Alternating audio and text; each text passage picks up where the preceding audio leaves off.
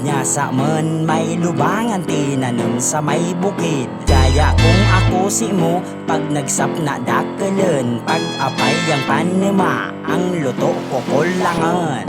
Kapagan apay sa indong nadadango, pirmi ng barangay budyaw na babanto. Tadawan na maski anong klaseng luto pa, masasabi mong lutong Bicolano talaga.